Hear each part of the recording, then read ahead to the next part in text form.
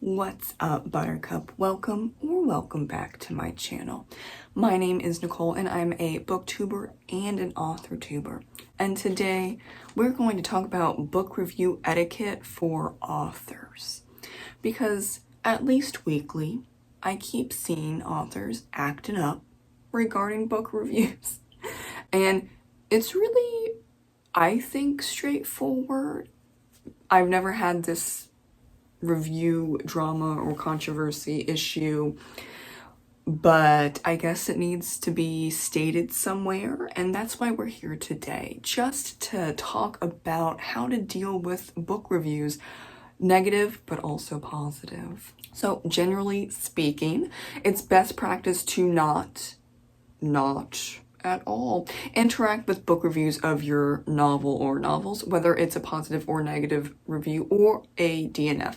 Just don't do it. And then really, there goes any example or instance of having to wade through dog pilings online and other silliness with people because you never reacted to a book review in the first place.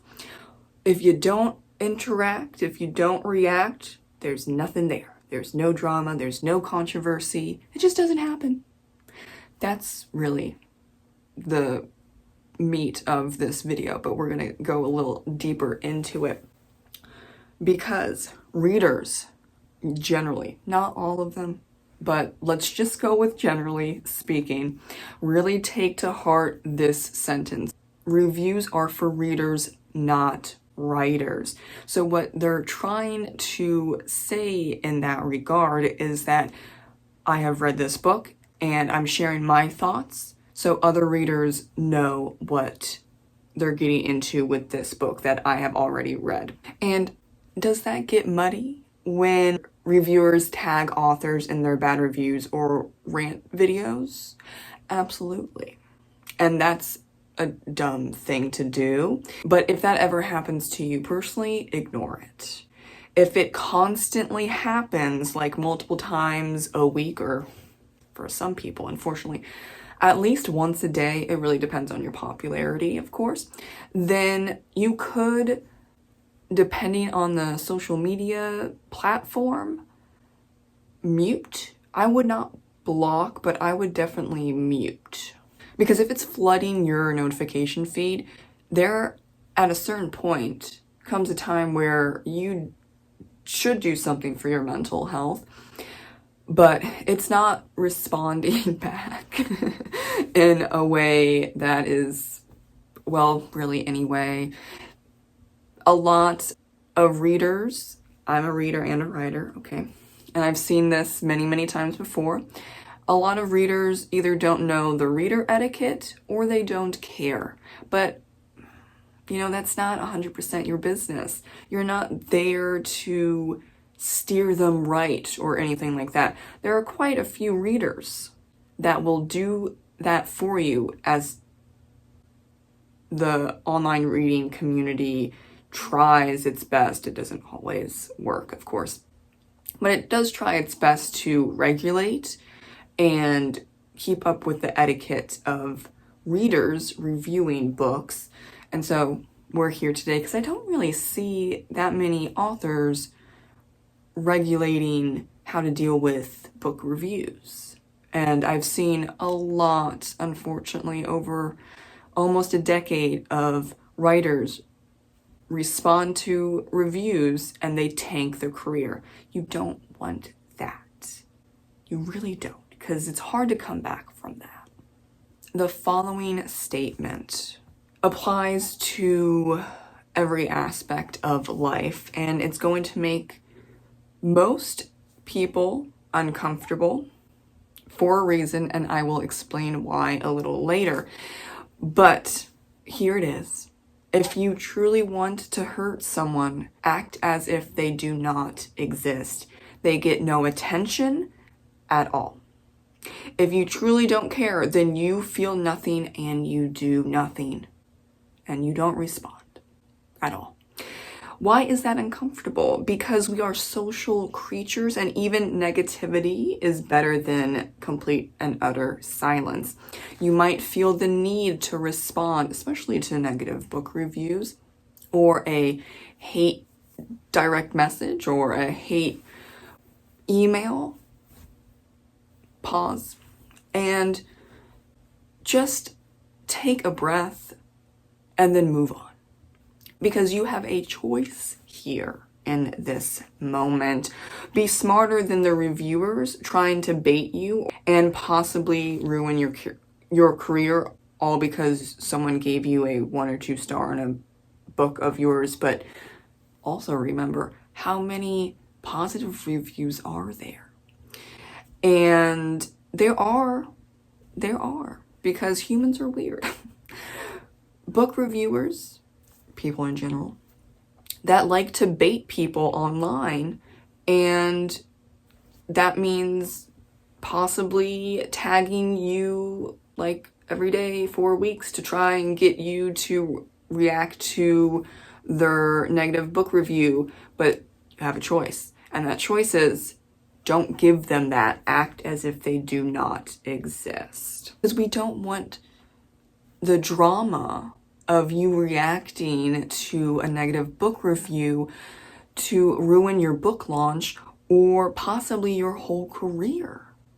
And this goes for traditionally published authors and indie writers. I've seen it happen both sides many, many times, unfortunately. No matter how much you want to reply to a social media post or reply to a review on Goodreads or BookBub, don't do it. You are just adding more fuel to the fire. And I know it hurts. I absolutely understand. But you have released a piece of art that is now a product because you have put that on sale. And even if you put it at free on Amazon, it's still a product. So you have to come to terms with the fact that, statistically speaking, there's just no such thing as everyone going to enjoy your book. It's never going to happen. You are going to have people that don't like your book or absolutely despise your book, and they might, for some reason, actually not your business, but for some reason, because they don't like that book or they hate that book, now they hate you. Not your business. Don't interact. You do not have the time or energy or care to react negatively back. You have other things going on, like writing, like interacting with positive fans where they reach out to you on your social media and they say, oh my God, I love this book. It's the favorite of the year. When are you going to publish more? That's what you focus on. You don't focus on the negativity because it's just going to bring up more negativity, and we don't want that. Many people, i.e. readers, will say don't even like or reply to glowing reviews, and I'll say for the most part, yes. But there are some readers, especially long-term ARC readers you have had on your team, and this takes time, of course, but you've come to know them personally and they are a super fan of yours, and those particular ARC readers want that interaction and that's stated clearly, then that's totally fine to reply to them.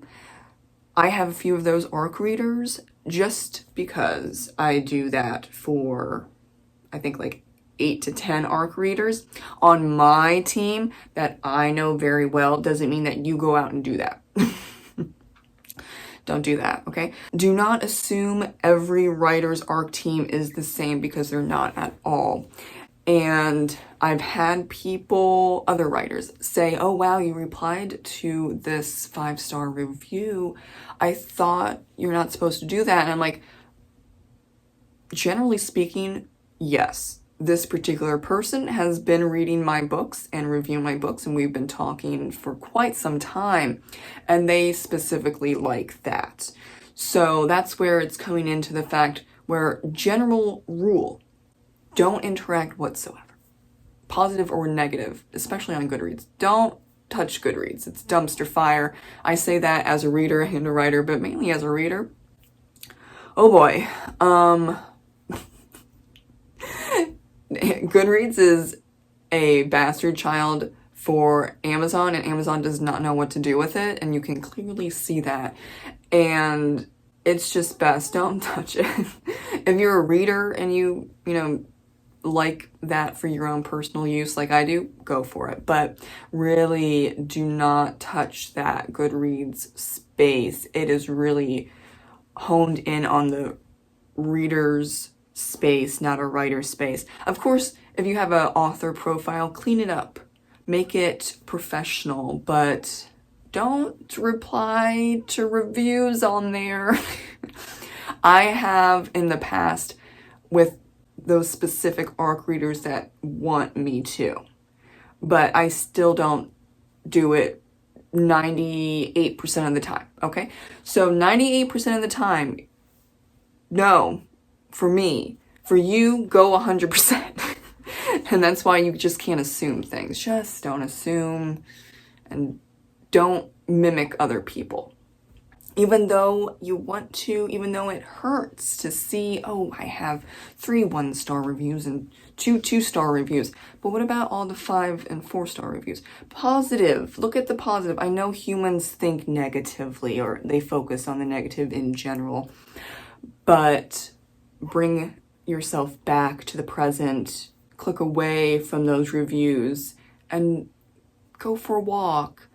Talk to a writer friend on the down low, like not in public, but like privately, and talk about how you feel. And there are ways to feel better about those negative reviews without interacting at all.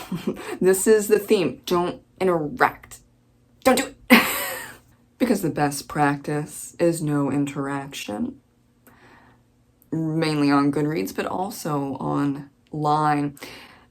Unless there are specific reasons. Unless you're interacting with superfans or you know those ARC readers and they really want you to reply and interact with them, that's different. That takes a long time to build up.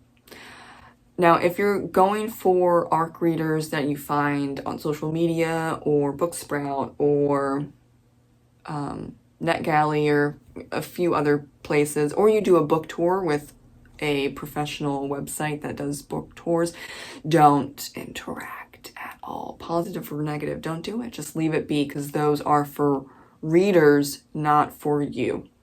Now, if you have an ARC reader or ARC readers that you don't particularly know on your list that constantly gives you 1 or 2-star reviews on your book, you do have a right to take them off the list, especially if they're borderline or outright bullying you.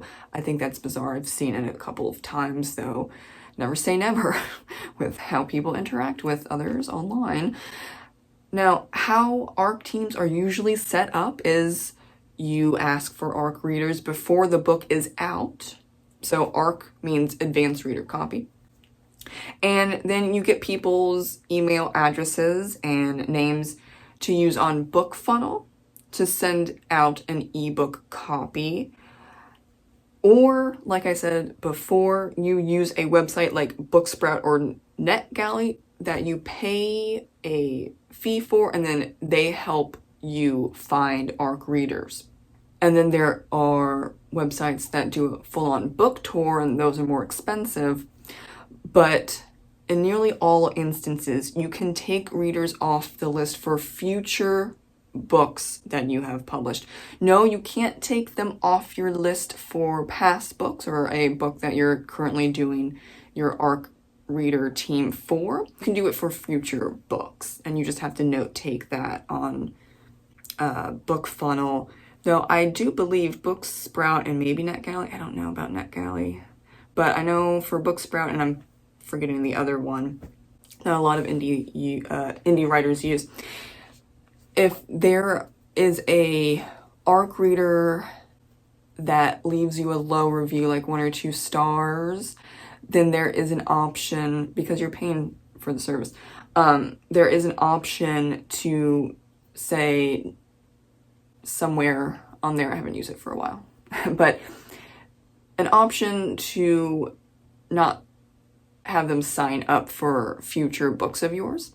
And could you get pushback on that if that reviewer notices somehow? Sure. And what do? Nothing. You say nothing. You do nothing. You just keep on moving. Act like it didn't happen. Because they can be upset, for a couple days, or I guess a couple weeks. If you're getting upset after a couple months, this happened.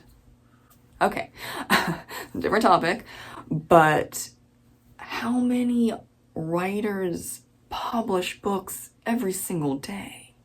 Eventually, they will move on and they'll find another author that they vibe more with. Now, if this is a particular person, and I've seen this before, and it's unfortunate, but hello, internet, where they just really like to be extremely critical and they get really excited being extremely critical, and you can't seem to find, like, what are your favorite books or authors? They don't really have that. It's rare, but it does happen. That's them. That's not you. You can't do anything about that. And yeah, it hurts. And that's not a you problem, probably not a your book problem. It's just them. And you can't control other people, but you can control your actions. And that's what's really important. Remember that. I cannot control other people's actions, but I can control my actions. And that's what matters. These huge falling outs and even career-ending situations is because ultimately you put your foot in your mouth online. Remember that the internet is forever, even direct messages and emails. And you think that you delete things, but you don't. You don't. It's kind of complicated. We're not going to get too deep into that because that's a whole separate, not even really on topic, but I guess kind of conversation about how things aren't truly deleted unless you do really specific things. So keep that in mind. Always say something or publish something or hit send on something that you would defend and that you are proud of. I think that does put a lot of pressure on some people's shoulders, but I think at the end of the day, that's very much a smarter option than just going off and then, your direct messages or your email is leaked, or you do something or say something publicly and because you were so upset, so angry, and it's now there. Just take a second to think things through. That's why it is best practice to say nothing at all if it's regarding something negative about your book, even when the person reaches out to you for you to explain something. I'm not going to explain anything. It doesn't go well 99% of the time. So best practice, don't explain yourself. Especially, now this was on Wattpad, and that's a whole different interesting field. Online serial writing has its different rules, but I had a couple people say, you need to explain why you didn't have this main character end up with this main character, and it was just very aggressive. You don't need to respond to that. At the end of the day, it is your book and your art, and yes, you're putting it out to buy as a product, but there are just some things that you don't need to explain, especially something as mundane as, why didn't you put the main character with this character that I absolutely adore? I don't usually recommend explaining yourself even for mundane things, unless, let's say, you are part of an in-person author panel or on a live stream, so it's kind of very hard to fudge your response. Someone can easily Photoshop emails or direct messages and even pre-recorded videos, which is an absolute shame. But we are in this day and age where technology and those types of applications and someone's time or energy can result in that type of behavior. And especially with AI cropping up with really creepy deep fakes, like, yeah, it's really tough. It's just tough. And that's why really the recommendation is don't interact. And I know it's hard. I've said it before. I'll say it again. It's going to be hard. But you don't want to cause more problems. You really don't. It's not worth it. It's not. And if this sounds really exhausting and unfair, yes, to both in some ways. But if you're being accused of a crime online, I would speak to a lawyer about that. If you feel the absolute need to say something, if your character is being tarnished and you think you cannot come back from that, then do a very general post or a video and then leave it be. Do not go deep into the weeds, because honestly, after a few days or a few weeks, the internet will move on. It's better to not say anything or rev up conversations regarding authors and reader spaces and whatever you're being accused of when you just say or do nothing in response. And therefore, it's not even an issue in the first place. No interaction with readers when it comes to book reviews, positive or negative, means no controversy, no drama, no dogpiling, no doxing. Yes, that's unfortunate, but I've seen that before. All of that. Nothing happens. You have a couple of negative reviews. They're there. Okay. It makes you look legitimate, honestly. And I know Goodreads and Amazon and BookBub, I don't know, Storygraph, they have like weird ways of equaling out, or what's the word? Adding up. Doing the math of star reviews. They all do it differently. So you can have like a 3-star review absolutely, tank your review rating, but at the end of the day, it's not gonna kill you. Okay. It's not. It might hurt a little bit, but then again, I don't think you should be reading your reviews. I have a thicker skin. I will go on Amazon maybe twice a month or something, and on Goodreads to see how many reviews are there, but I do that just in case. Am I missing something? Oh, okay, so my book tanked from 4.3 to 2.5. What did I say? I'm actually looking not at the details or anything. I'm looking honestly to see if I'm being a 1-star review bombed. And that's it. What did I say today? I don't know. I've been off the internet for 5 days because what happened? And then, that's that's interesting. And I'll probably go to Amazon and then see if it transfers. It doesn't usually. Goodreads, as I said, it's its own dumpster fire. Sometimes it will transfer over to Amazon, and I can see the argument where that is a little more concerning because that's where you buy the book, right? But yeah, really just leave those be, especially Goodreads. And also, forgot to add, but I think this is important, there are some book readers, and I've noticed, not 100% of the time, so don't at me, but I've noticed that men and people over 35 don't really believe in the writers cannot ever interact with readers, or reviews are only for readers. But you have to be careful with that, because you're assuming that just because a guy at 45 is interacting with your book, that automatically means you can interact with them.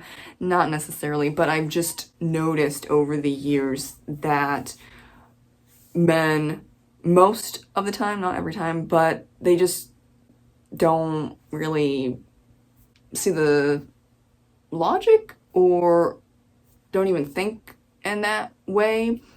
So you do see once in a blue moon me sharing book reviews that are 5 or 4 stars of men over the age of 35 on my channel, mainly my community post. And they have no problem with that. But I know that they have no problem with that. I have interacted with them many times. So it's really about not assuming, and best practice is not interacting. And yes, you can, in a way, study what other writers are doing, but that doesn't mean that you should go out and do that. My situation is different than yours, of course. It's going to be unique because for 8 years now, I've been on BookTube, mainly as a reader, and then I went over and slowly outed myself as a writer, but I don't push my books on people. I don't usually make authortube videos. I'm more like 85% BookTube and the rest authortube for multiple reasons. So people don't usually, as Nicole, who is her own person, and she reads books and she reviews them and she does book tags and she talks about writing sometimes. Oh wait, she talks about writing. She's a writer. And then they go and look me up, and it just depends, right? But I'm not pushing anything. And I think that helps a lot. It's all up to the person to decide if they want to check out a book of mine or not. And of course, if they want to click a video of mine or not. So there's that type of trust that is already there. And I think that helps a lot when it comes to interacting with very specific people that I know want that interaction.